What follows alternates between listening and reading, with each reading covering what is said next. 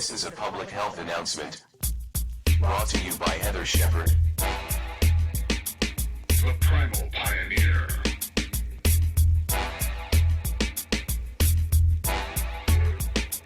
Live an outdoor life. This is the Primal Pioneer podcast, a show dedicated to helping you achieve optimal health by making radical lifestyle, dietary, and environmental shifts to support forward movement with your health. I'm your host, Heather Shepard, radical health practitioner, gut health specialist, and homeopathic doctor in training. When I was 23 years old, I suffered a TBI, otherwise known as a traumatic brain injury. This shifted my life from a super athletic type A kind of person to being sidelined from physical activity for nearly 12 years. I tried every modality under the sun, desperately yearning, trying, and hoping to get better. It wasn't until I stepped outside of the conventional medical model and even much of the alternative medical model that I saw real lasting progress with my health. After 12 grueling years of searching for my cure, I finally achieved my version of optimal health by deep diving into the areas of the body, particularly the mitochondria and emotional energetics that most notably affect and impact our health. Today, I help thousands of people overcome both acute and chronic ailments using my nature and science-based radical approach to health, which targets the most important yet most overlooked aspects of health and wellness. During this episode of the Primal Pioneer, I talk about the optimal morning routine. Nailing down your morning routine in a way that supports your healing path, your health goals and desires is a potent way to achieve your version of optimal health. And it helps provide a healthy structure and balance to one of the most neglected areas, self-care. During this episode, I talk about the 3 most important elements to have in your morning routine. I break down the details, the whys, and the hows around these 3 important elements. Once you add these into your morning routine, I sense you'll see big shifts and forward gains along your healing path. Now, let's dive into the episode to get your morning routine on point so you can build forward moving momentum towards your version of optimal health every single day.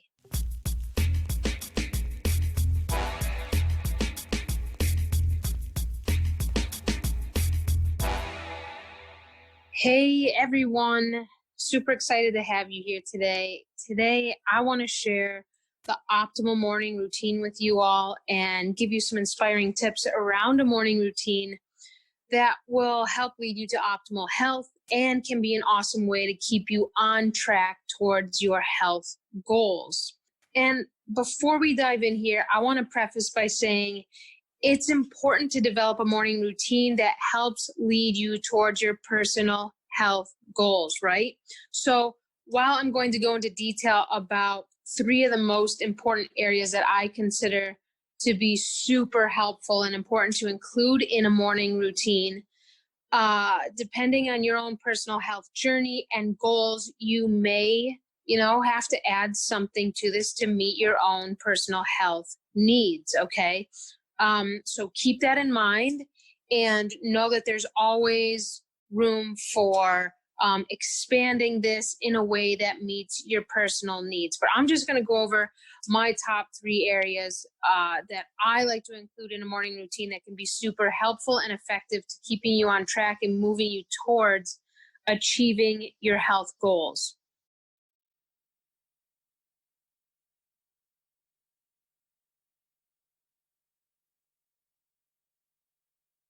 So here we go. All right. I think it's really awesome to have a morning routine because it's a great way to build this positive, forward-moving energy towards your health goals, starting first thing in the AM, right? A lot of people, first thing they wake up in the morning, what do? Well, they'll reach over for their phone and they'll start scrolling their email. They'll start sending texts. They'll go on Instagram or other social platforms. And so they'll start their day off by being on their phone, scrolling, and this has a lot of negative health effects on the body. One, it can be a real time suck first thing in the morning. I mean, unless there's an emergency, like your sister's pregnant and you want to check in, or there could be a snow day at school and you need to check and see if, you're not going to be going in today. Things like that. But all in all, we really don't want to start our day off grabbing our phones, reaching for our phones, scrolling, sending emails, etc., unless it's a real emergency. This does a lot of counterproductive, especially when you just look at your phone first thing in the morning. That light that you're looking at on your phone is not the light you want to be looking at first thing in the morning. It'll be really, really counterproductive to your metabolic health, the metabolic signaling that's supposed to happen first thing in the morning when you look at sunlight, not your phone, which I'll get into during this episode. But then it also puts you right in to, the negative news or media. It sucks you in and really strays your attention from you and your self-care, which is often the most neglected, yet the most important part of our lives and taking care of ourselves, right? Because if we're not healthy, then we can't show up for others in an ideal, present way. So we really need to take our self-care into consideration, put it at the forefront, no matter if you have children or you run your own business or you're engaged or there's, all of the ors, right? So we always want to be putting ourselves first, not in like a selfish way. And because a lot of people, when I say it, they're like, well, that's pretty selfish. Like, what about other people? And of course, it's amazing. We want to consider other people. We want to be there for other people with the services that we offer to the world. However, if we're not first and foremost taking care of ourselves, then we're not going to be able to show up for other people in a really present way. Okay. So, keep that in mind. If you're someone who wakes up and first thing you do is look at your phone, turn it on. Hopefully it's off when you're sleeping, right? I never encourage people to sleep with their phones on. That's like a huge no-no. If you have to have it on, keep it in airport. Try to put it in a different room. You never want the phone in your bedroom. And once you have this morning routine down, you're not even going to need an alarm because your biological time clock is going to be so on point that you're not even going to need to set your alarm. So, first and foremost, don't reach for your phone first thing in the morning. You don't want to scroll first thing in the morning. It sets the stage for poor metabolism, circadian mismatch, fatigue throughout the day. It sets you up for chronic diseases, blood sugar issues throughout the day, throughout your life. So let's just start right there. No phone scrolling first thing in the morning. It's a time suck.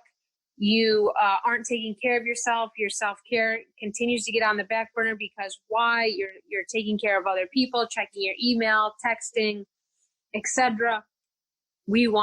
I want you to put you first. And this is always a work in progress, especially for women because, our DNA is hardwired to take care of, babies. We're meant to have babies and take care of and nourish. So this is ingrained in our DNA.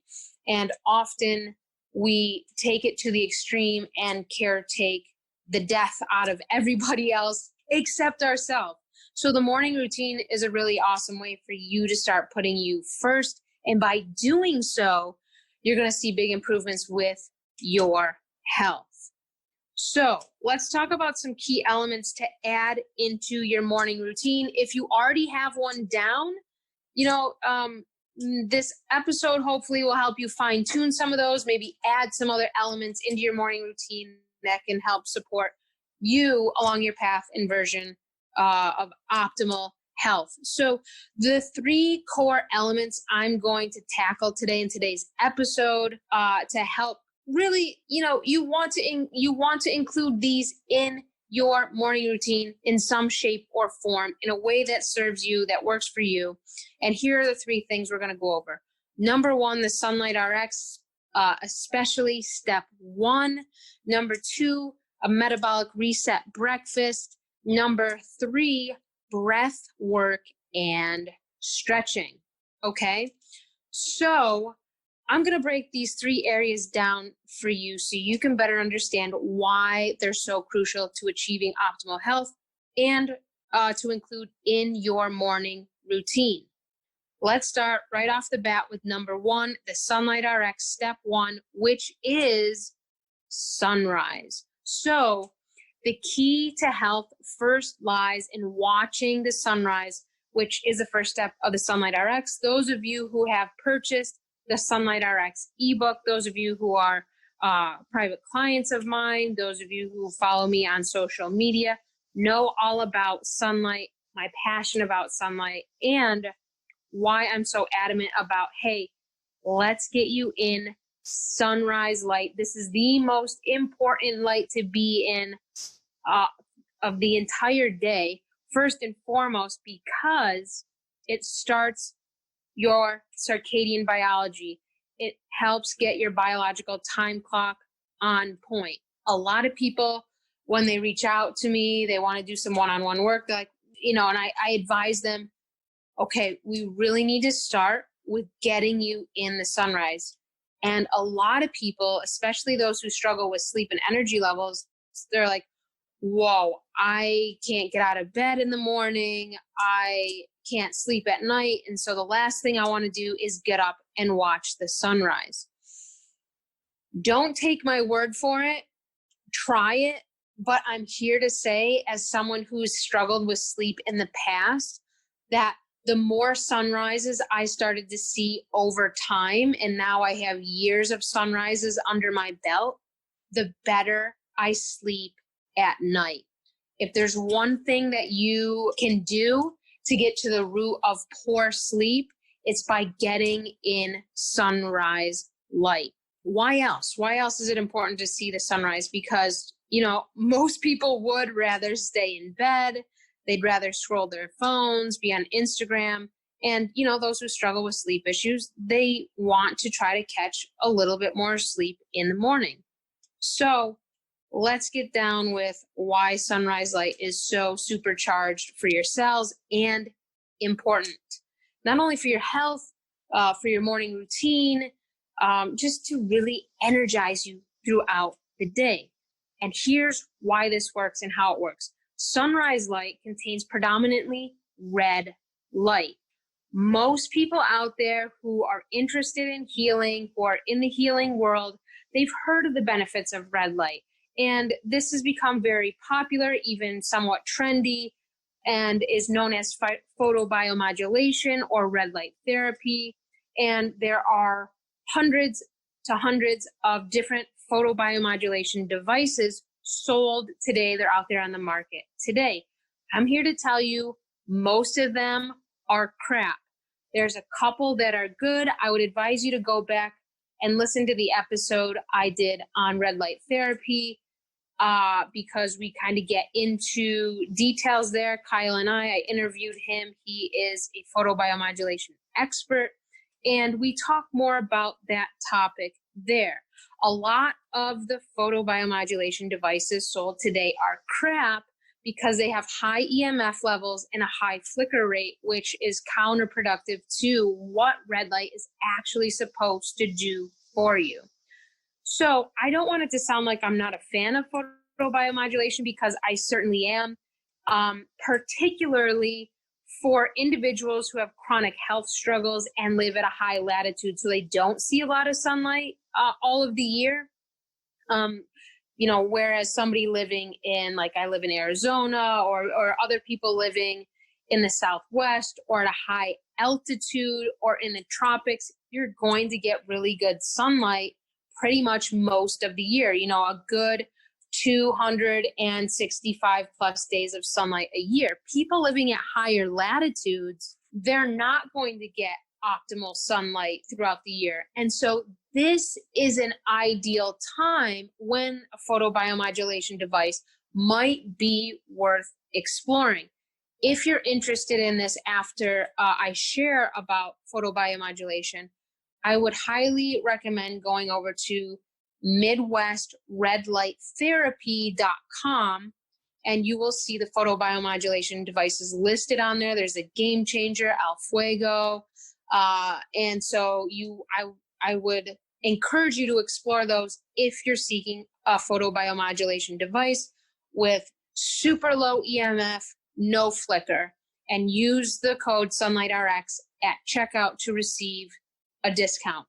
Okay, so if you live at a high latitude, especially if you're sick, you're struggling with a chronic condition, low energy levels, gut issues, insomnia, you're recovering from a brain injury, then photobiomodulation may be worth exploring during low light seasons. So what does that mean? Low light seasons is simply, during the winter months when sun isn't available in your area. That's when I would recommend a red light device or photobiomodulation and exploring that. When it comes to red light, the cream of the crop for your photobiomodulation practice for red light therapy is contained in sunrise light. Sunrise light is very unique in the sense that it does not contain any UV light. You can't make vitamin D in sunrise light. You're not going to have any UVA light present, and that's when you make melatonin and dopamine and serotonin and thyroid hormone. Those light spectrums are not present in AM sunlight, or I should be more specific and say sunrise light.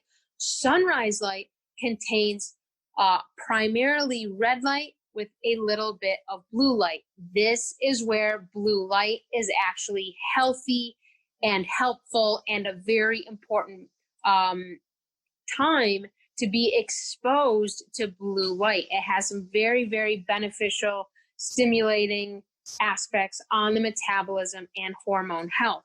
But really, when it comes to red light, sunrise light is chock full of red light, and red light's like the energizer battery to our cells. It helps decrease inflammation, it helps decrease pain, it improves energy levels, it helps balance and regulate hormones and metabolism. Red light is so important to our physiology that our ability to actually produce energy depends largely on our exposure to red light. So literally, if you don't have enough red light in your life, you cannot produce enough ATP, enough energy, enough water, enough oxygen at the mitochondrial level. And that's what life's all about. Your ability to achieve those things determines your health. And red light drives that entire process. So your cells, they need red light to produce energy, to be healthy, to keep you vitalized and energized. And so red light is super, super important when it comes to health. And you can start your day off first thing in the morning by getting your own nature-based photobiomodulation on by watching the sunrise. So nature literally designed you and I to be energy efficient when we're exposed to red light from sunlight. Now, I'm going to mention that red light's so important to our cells, to our energy production, to our mitochondrial health, that 42% of sunlight always contains red light. So no matter what time you go outside, at least 42% of sunlight is going to contain red light. This is how important it is to our physiology. So sunrise light is unique in the sense that it's predominantly red, there's a little blue, there's no UV light. Now, I'm a big fan of UV light. UV light's awesome, it's beneficial, it's how we produce our hormones, it's how our metabolism is run, it helps us to have energy throughout our day. However, sunrise light does not contain UV light, it's red with a little blue. And what most people don't know is that This light actually preconditions your skin to absorb more UVB light later in the day. So, most people, they love the sun. I haven't, some people do have, photosensitivities. They do have a sun sensitivity, right? But most people typically feel better in sunlight, okay? Some people, yes, have photosensitivities. However, if you do have photosensitivities, and what do I mean by that? Like you go out in afternoon light and you get a migraine, or your eyes hurt, or you have pain in your eyes, or you get super fatigued, that's a sign that you're not getting enough red light during sunrise, and that throughout your day, you're getting way too much blue light from your devices, from LEDs, from fluorescent lights. And when you go to this spectrum where you have more blue light than red, hormones flatline, your metabolic signaling is totally destroyed. And then we start to set the stage for fatigue, insomnia, type 2 diabetes, and cancer. So that red light and sunlight supercharges your skin. It's like preconditioning your skin to absorb UV light later in the day.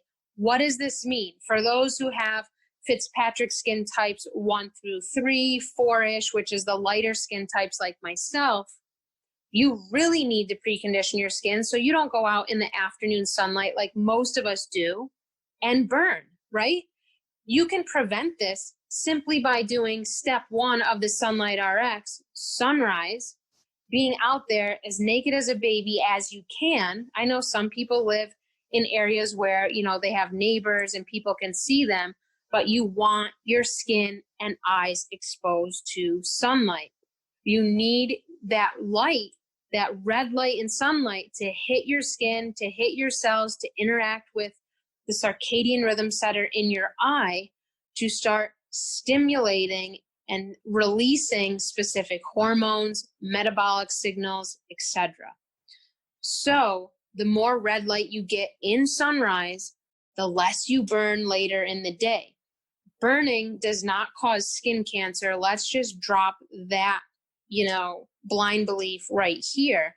The studies done correlating sunburns with skin cancer are done inside in a hospital setting underneath fake UV light. There's no red light to precondition the skin with.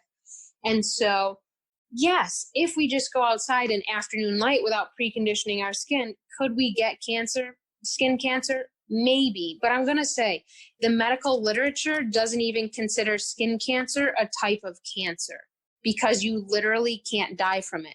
Melanoma is a different experience, and melanomas are driven by artificial light and blue light, and those who have more sunlight exposure and higher vitamin D levels from sunlight actually have the lowest instances of melanoma. So let's just dissolve those blind beliefs around sunlight and cancer straight off the bat.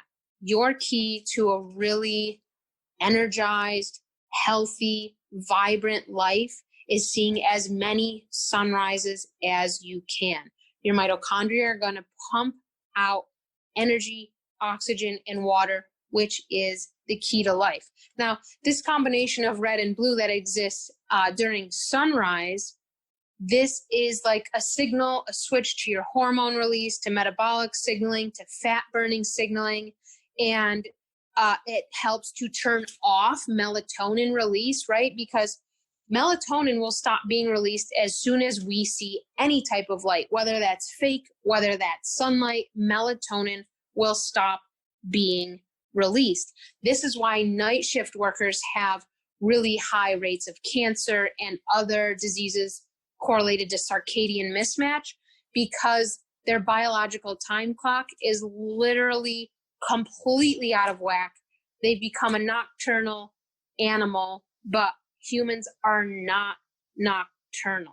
If you struggle with insomnia, get more red light and turn your lights off. As soon as the sun sets, we need to be decreasing the light within our homes. Now, I teach my clients how to light their homes in healthy ways that don't deplete melatonin levels, that keep circadian biology on point. And so this is a really big deal when it comes to preserving your health. Now, a red light device can't achieve this perfect metabolic and hormone symphony that sunlight does. But as I mentioned, it's the next best thing when sunlight isn't available in your area. So bottom line, just by watching the sunrise, you support and rebuild your metabolic health and your hormone health. I watch the sunrise every day as naked as a baby. Literally, I'm standing on top of a mountain, my bare feet planted on the mountain, and I'm naked as a baby out there watching the sunrise. I'm preconditioning my skin with red light, and I'm getting my mitochondria, which anyone out there who's experienced a brain injury, if you have a heart condition, these two areas, the brain and the heart, contain the most mitochondria out of anywhere else in our body. So they need a lot of red light in order to be healthy, in order to heal from any type of damage, trauma, disease, etc. So I'm out there watching the sunrise for a minimum of 1 hour each morning. Now, some of you might think, that's insane. Where am I ever going to get an extra hour? So literally, when you start to notice the benefits of watching the sunrise, and you start to feel different in your body, you're sleeping better, you have more energy, it's not even going to be a question whether you go out or not at sunrise. And the more sunrises you see, literally your biological time clock will start to align with that of the sun, which is super ideal. That's what we're striving for, right? You won't even need an alarm clock. You will jump out of bed right before the sun's rising. You'll be like, oh, okay, time to head outside and watch the sunrise. And the whole family will be behind you, including your baby, your toddler, your dog. I'm not sure about your teenager. They might be a little bit more against that, a little bit more rebellious, but don't take my word for it. Try it. Try it for a month straight. What's to lose by watching the sunrise for a month straight as naked as a baby? If you can't be naked, if you're a guy, take your shirt off. Women, put your sports bra on and, short shorts and go out like that and watch the sunrise. If you're in an apartment building, if you're in a condo, if you're in the middle of nowhere, if you're by the ocean, you can watch the sunrise and start to supercharge your cells. Your body's really going to thank you. So literally watching the sunrise is one of the most potent and supportive steps you can take to achieving your health goals. And here, consistency is key. So it's not like, oh, I feel like watching the sunrise on Monday, but then Tuesday, Wednesday, Thursday, Friday, you can't get out of bed. You're not going to see the results. It's not like this one and done type of thing. This is where consistency and a little bit of healthy structure can go a very, very long way.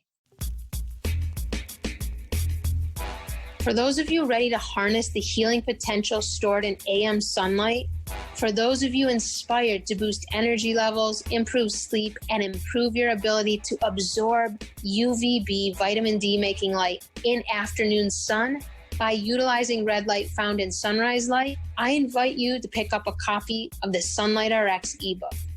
The Sunlight RX teaches you in 4 simple steps how to improve vitamin D levels, melatonin, dopamine, serotonin levels. You'll learn how to maintain healthy thyroid function and optimal digestive health simply by following my 4-step approach outlined in the Sunlight RX.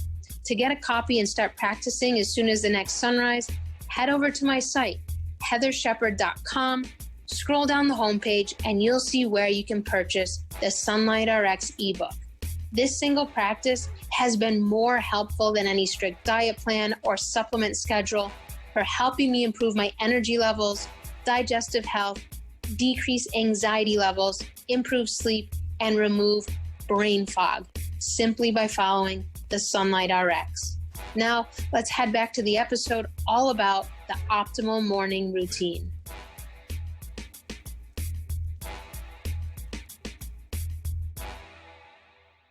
Okay, step number 2, or the second most important thing to consider in a healthy morning routine, is a metabolic reset breakfast. Most people today skip breakfast for one reason or another. Some of the most common reasons why people skip breakfast is because they're not hungry due to eating late at night or eating a carb-heavy dinner. Okay, that's one of the biggest causes of some of our health issues today is late night eating, late night snacking, late night dessert, especially if you're doing this in front of a screen.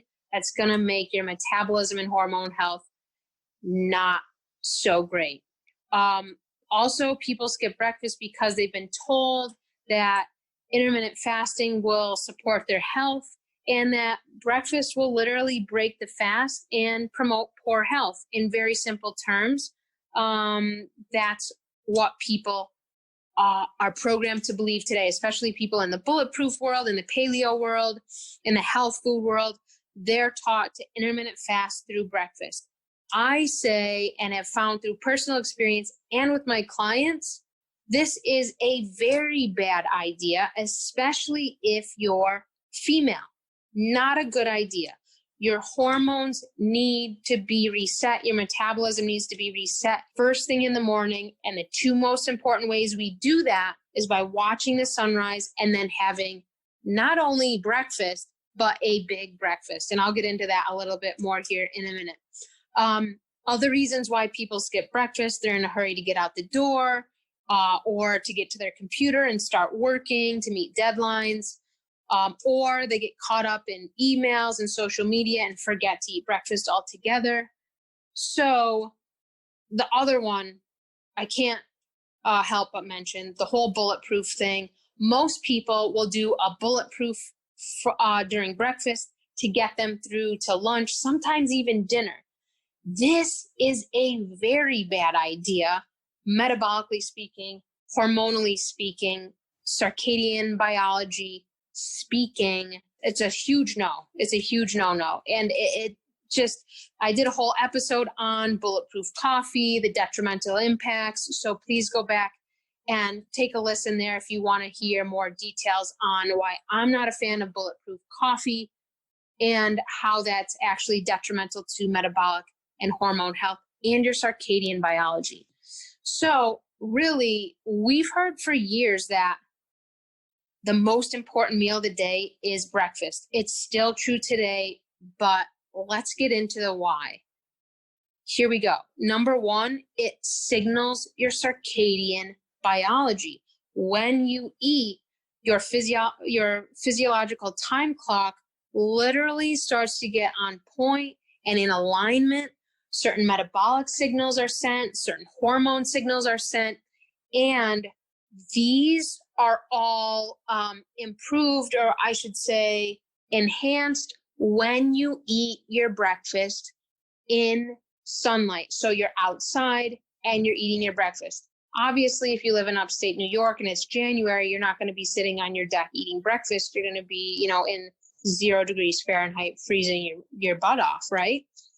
So whenever you can, eat your meals outside. This is super ideal to your metabolism, to your hormone health, to your circadian biology, especially when you undergo the metabolic reset fundamentals that I outline. Super, super great way to support your health, your metabolism, your hormones. Eating breakfast also, it jumpstarts your metabolic and hormone signaling, right? And it supports healthy blood sugar and blood pressure levels, among many other things. These are some very basic ways eating a substantial breakfast can help you. Skipping breakfast for whatever reason is a big no-no. It creates circadian mismatch. And honestly, most people are living in a state of circadian mismatch today. Those of you who've been following me know what circadian mismatch is. Briefly, it's literally as simple as your own biological time clock is not in alignment with nature's time clock, aka night and day. So to get our circadian biology back on point, eating breakfast, watching the sunrise, these are two huge ways you can do that. And I'm just going to mention here, I talk a lot about this in the Bulletproof episode, but if you're skipping breakfast or if you're just bulletproofing through breakfast and you're female, this is really destructive to your blood sugar levels and to your hormone health and can even be pro-inflammatory. So I really, really don't suggest it, especially if you're a woman. Now, let's get into here a little bit. What do I mean by metabolic reset diet? Most people today struggle with metabolic health. So what does that look like? How do you know? Like, how do I know, Heather, if I'm struggling with poor metabolism or poor metabolic health? It's not just in your digestion, although it is and does encompass your digestion, but poor metabolic health can look and show up in many different ways, such as poor energy, obesity, or struggling with being overweight, digestive issues, blood sugar issues. Literally all chronic disease is rooted in faulty metabolism. And if we go back to red light, that fuels our metabolism. So if you want the benefits of IF, of intermittent fasting, without intermittent fasting through breakfast, then watch the sunrise, because it does the same exact thing. Red light does the same exact thing to your mitochondria as intermittent fasting does, but you don't get the negative health effects of, say, low blood sugar issues, poor hormonal health that can result in intermittent fasting. Now, yes, there's been studies out there that show intermittent fasting is amazing. It has all these beneficial health effects, but I'm going to share that most of those studies have been on men. And most of the people that I work with or who post on the Keto Cancer Solution Facebook group that I run say, hey, I've been doing keto and I'm still gaining weight, or I've been counting my macros like crazy and I'm working out like crazy and I'm still gaining weight. It's because a keto diet does not reset your metabolism or hormones. And it's because intermittent fasting actually adds fuel to the poor hormone, poor metabolic signaling fire.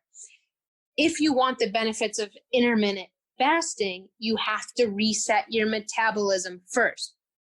And there's ways to actually obtain the benefits of intermittent fasting while eating a healthy diet and not skipping the most important meal of the day, which is breakfast. So I know this topic can be a little controversial. There's a lot of stuff out there. Literally, the proof is in the pudding when it comes to the metabolic reset. A huge aspect of that is no, do not skip breakfast. Do not bulletproof through breakfast. We read diet books and dive headfirst into trendy diet protocols, looking for our answers. We go to Dr. Google, right? These sources are going to say intermittent fast. This is really great. Bulletproof through breakfast. But these diets won't last these diets won't last long term if you're not watching the sunrise, which automatically improves energy production at the mitochondrial level. And if you skip breakfast, or if you don't eat enough high octane protein and animal fat with breakfast. Most people who go to keto are struggling with obesity, type 2 diabetes, or cancer. Some of them are struggling with epilepsy. Some of them are struggling with MS or other autoimmune conditions. All of those individuals have metabolic disharmonies going on. Men tend to be more successful with just diet alone because they don't have the hormonal needs or considerations that women do. Women tend to struggle more with IF, intermittent fasting, skipping meals, doing bulletproof, because their hormonal and metabolic needs don't get met. So if you're someone who struggles with poor metabolism, right, from anything with your digestion's off, to you have poor sleep, to you have poor energy levels, to you have a chronic condition, to you're infertile, those are signs of poor metabolic health, and a metabolic reset diet is the beginning place to start. We're kind of jumping the gun by going right into keto and not resetting the metabolism. And this is where a lot of people get frustrated and fed up, and they give up with keto because they've done it, they've counted their macros, they've gone in hardcore, and they're not seeing the results they want. They're not seeing the results they want because they haven't reset the metabolism, which is a primary goal. So my private clients know how to reset the metabolism. There's a lot of steps to this, details. And in the near future, I'm going to be releasing a course on how to reset your metabolism so it's accessible to everyone. So keep that in mind. Now, let's talk about something, because I mentioned that one of the faults of breakfast, if people do eat breakfast, is that they're not getting enough high octane protein into their breakfast. Many diets today poo-poo protein. They're like, no, don't get too much protein. Your insulin will spike. Your blood sugar levels will spike. You'll start to feed cancer. You'll start to gain weight. This is highly inaccurate. If you're just doing diet alone and you're looking at blue light, you can eat whatever you want and your blood sugar levels will go up, because we see that a lot of the studies out there today are linking high blood sugar issues, blood glucose issues, inflammation issues, obesity, type 2 diabetes, even some autoimmunity conditions, to simply looking at blue light, sans diet, okay? So your ability to achieve your health goals is going to explode through the roof when you consider your light environment and get out of the rigid structure that focuses just on diet alone. So there's a lot of people out there who put protein down. They shun protein, don't eat too much protein. It's going to have a detrimental impact on your albumin levels, on your BU and creatine. It's going to drive mTOR levels up. Let's hold the phone. Individuals who are promoting those things, such as mTOR, they're not looking at the whole picture. They're only looking at a small, compact piece of the pie. The key to resetting your metabolism is making sure you have adequate amounts of high octane protein at breakfast. This is one of the biggest missing links to success with diet today. Not enough supercharged protein. Vegan protein doesn't count. Protein powders don't count. In fact, they just further contribute to the problem. Okay? Once your metabolism is reset, then your protein intake can start to decrease, and you can still maintain optimal health and have a little bit more of diet flexibility in your life. But at the onset of your metabolic reset, we need to be focusing on high octane protein, really good grass-fed animal fats, especially at breakfast. And you don't want to skimp on breakfast, okay? You want breakfast to be one of your biggest meals, and you want to make sure you have really good quality protein and fats in that meal. This is key to your metabolism. I literally just had a new client. They're struggling with breast cancer, recovering from chemo and radiation treatments, and they've been following the standard advice, okay? Do more of a vegan, vegetarian, keto, lots of vegetable oils, fast through breakfast. I said, whoa. I'm going to stop right there. Let's try this approach. If it doesn't work, then we'll talk about it. But I would encourage you to try this. We outline protein intake. We outline fat intake, what time of the day to eat it, how to incorporate it into breakfast. After the first meal, literally, they did this one meal. The individual said, I have more energy and feel better than I've felt in years, simply by following these outlines, okay? So these seemingly simple things, watching the sunrise as naked as a baby and eating a big, high octane protein breakfast with animal fat, grass-fed animal fat, it's really the key here. It's a huge key. And you can start your day off right by simply doing those two things. Now, if you add number 3 in, watch out. You're going to be an Energizer battery. A month into this, your friends, your family's going to look at you and be like, what happened to you? And how do I get that? So number 3 is breath work and stretching. Breathing, stretching, eating optimal, and sunlight are the keys to health and a life rooted in longevity, sans the major modern day side effects of aging, right? The whole goal with everything I talk about and these 3 core aspects I'm listing here as part of your morning routine are going to help you stay young and die old, okay? Today, what's going on is the exact opposite of that. We're living longer, right? We're living long lives, but we're dying young. Like literally people are medicated in their teens, their 20s, their 30s, they're walking zombies, right? And so they age really poorly. They're inflamed, they can't move their body, they're in pain. You know, that's not how we're designed to age. Following these steps are going to help you stay young and die old. Okay, so the older you get, the younger you're going to feel. Now, let's talk about the breath a little bit. This is an area that I haven't really dove into much yet, but it is definitely an area that I'm going to start sharing more about and teaching you all about, because breath is life, right? We don't breathe, we don't live. Most people today, they're breathing incorrectly and inefficiently. And this is because we've become, over time, chronic mouth breathers.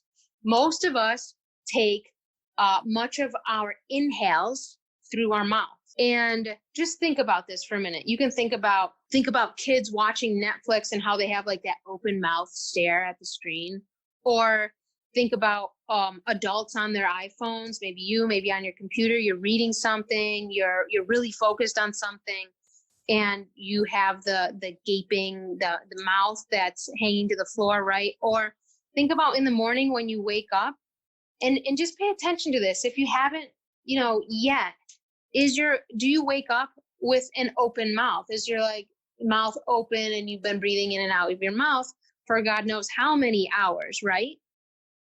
You might not think this is a big deal, but this is a major deal when it comes to our health.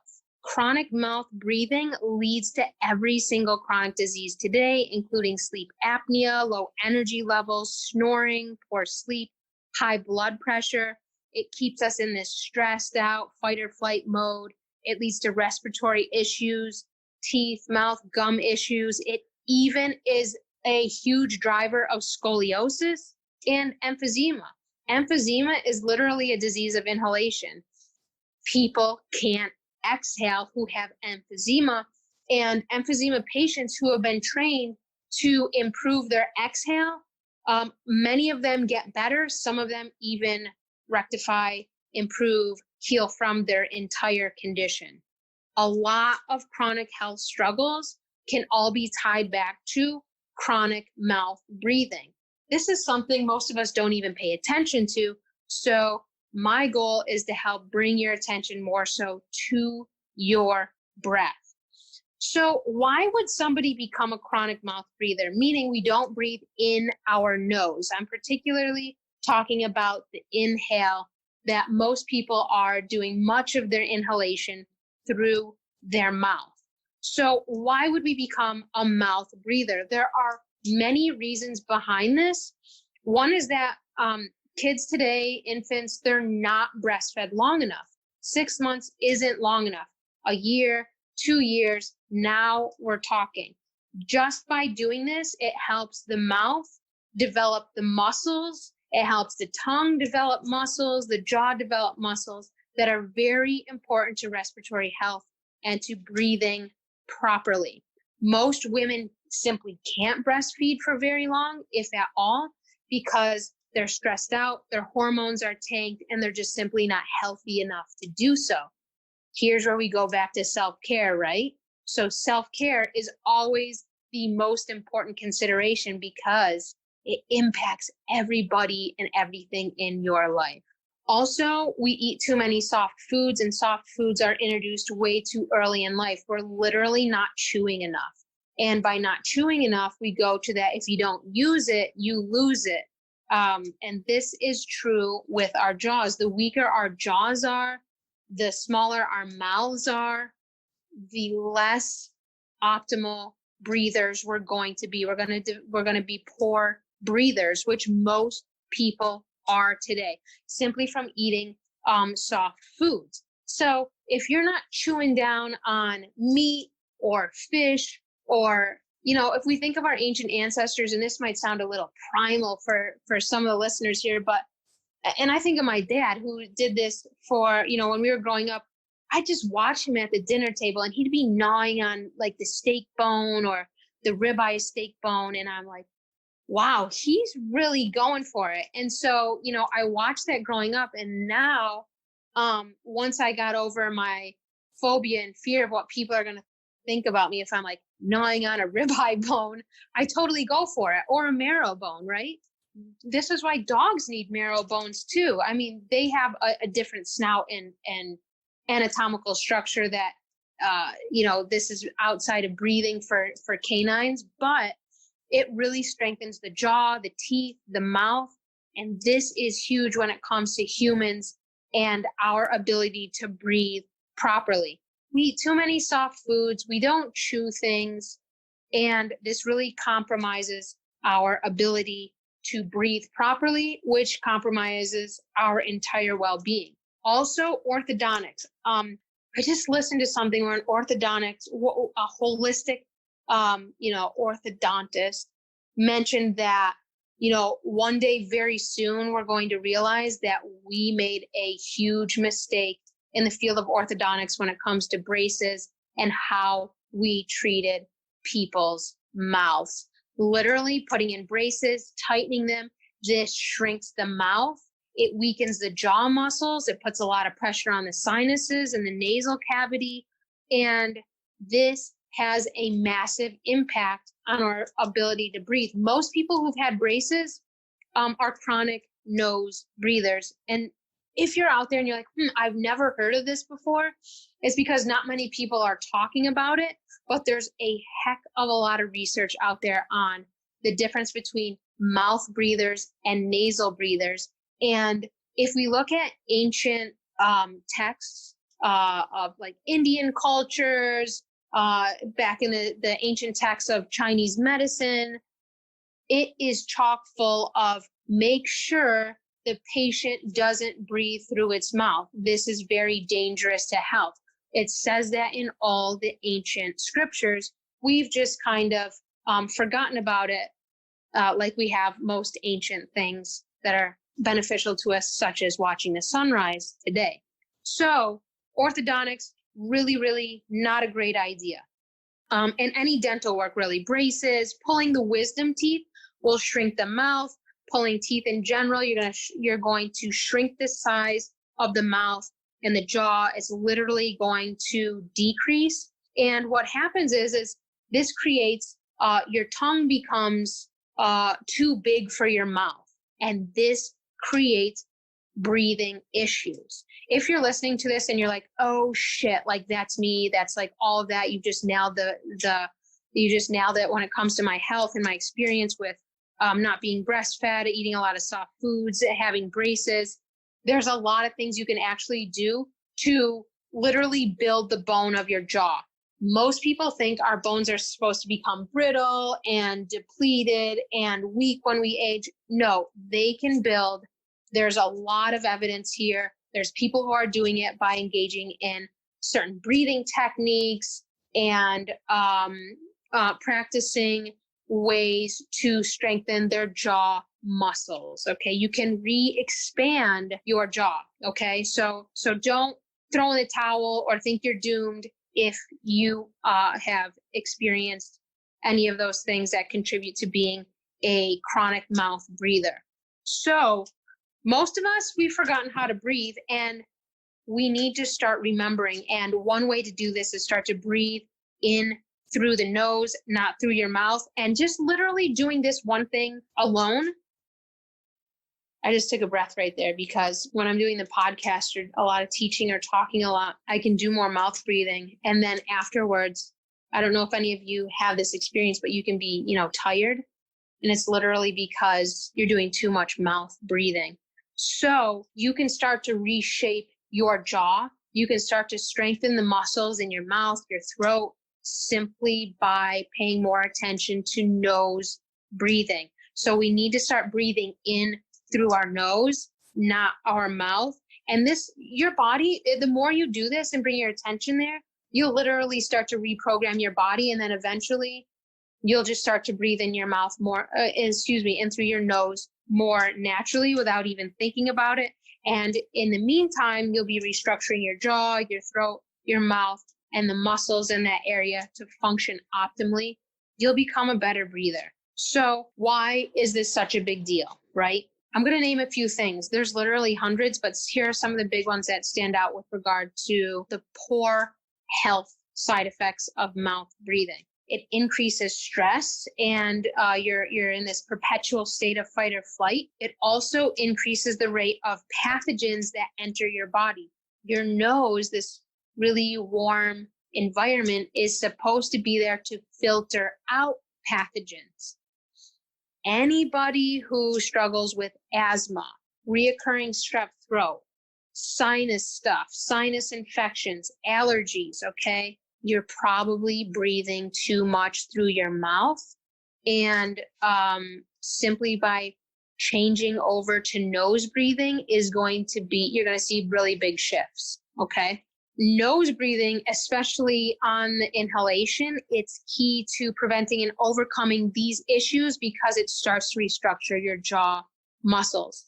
Now, why am I bringing this up here? Because I engage in numerous different nose breathing exercises during sunrise and even while I'm eating breakfast. And there are many different nose breathing exercises out there that you can engage in. One of the simplest ones is we've seen and research has shown that healthy individuals breathe in about 5.5. It takes them about 5.5 seconds to inhale and 5.5 seconds to exhale. That's like a normal, healthy breathing pattern just for, everyday life. So you can simply start to bring your attention more to your breath by literally getting a stopwatch or counting on your hand, right? 5.5 in through the nose, and then don't hold it. It's just like a circle, and then go 5.5 out with the exhale. And you can play around with exhaling through your nose and through your mouth. The most important first step is to start inhaling through your nose and not your mouth. So this is really key, and a great time to do this is during sunrise because you're outside, you're not by your phone, you're not on the computer. You can really focus your attention on your breath, and it gives you a really healing self-care exercise to do while you're getting all that red light in during sunrise. Quite literally, humans don't exhale anymore. We inhale through our mouth, and our overcharged, stressed out lifestyles, our screen-centered lifestyles, they leave our jaws hanging, and we often have become these chronic breath holders as well, right? We hold our breath, and we have these puny little exhales. So really, I would encourage you to explore some breathing exercises that focus on a shorter inhale, maybe a little short hold, and then a really long exhale. And one really great exercise for that is the 1, 2, 3, 4, 5, 6, 7, 8, 9, 10 breath breathing exercise. Maybe some of you have engaged in it, but I'll just explain it here briefly. So you inhale through your nose as deep as you can, okay? So you don't count, just inhale until you get to the top of your breath. And then you exhale. And when you exhale, you're counting and you're literally verbalizing, soft verbal 1, 2, 3, 4, 5, 6, 7, 8, 9, 10, 1, 2, 3, 4, 5, 6, 7, 8, 9, 10, and you continue with that. And as you start to run out of breath, you go more towards a whisper. So 1, 2, 3, 4, 5, 6, 7, 8, 9, 10, 1, 2, 3, 4, 5, 6, 7, 8, 9, 10, 1, 2, 3, 4, 5, 6, 7, 8, 9, 10. So you're getting down into a whisper, and then you get to a point where you can't speak at all, and you're just mouthing 1, 2, 3, 4, 5, 6, 7, 8, 9, 10 until you have to take an inhale. Then you gently take another deep inhale and repeat that cycle. Do it about 10 times, okay? And so those are two of my favorite breathing exercises. And the latter helps to really expand your lungs, strengthen the lungs. A lot of us are obsessed with oxygen these days, but there are some very, very beneficial aspects of CO2. And the less inhale we take and the longer exhale we take actually optimizes our cells' ability to utilize oxygen. I'll get into more details about that in upcoming episodes, but this can be some really, really helpful, important things to consider and to add into your morning routine that help to benefit your health in really, really effective, potent ways. Now, I will add in that if you breathe while engaging in some kind of dynamic stretching, and what I mean by dynamic stretching is not the old school, like hold a pose for several seconds or hold a stretch for several seconds or minutes. No, that's not what I'm talking about.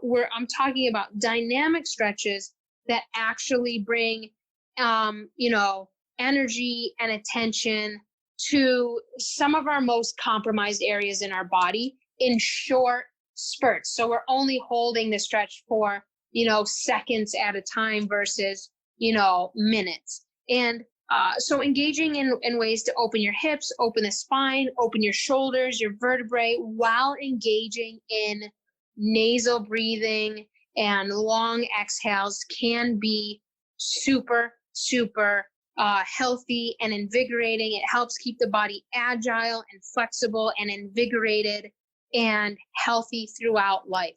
Really, if we look at a lot of people today, modern people, and how they're aging, they're super unflexible. They're mouth breathing, right? And so it's like not like shame on them or bad job, because anybody can rectify this, but we can learn by observing. Okay, that's not working out, so we need to figure out what does work for us. And some of the most ideal places to change where you're going to get the most bang for your buck when it comes to achieving your version of optimal health are the three things I talked about today. Sunlight RX, step 1. Okay, watch the sunrise. Be in that sunrise light as naked as a baby as long as you can.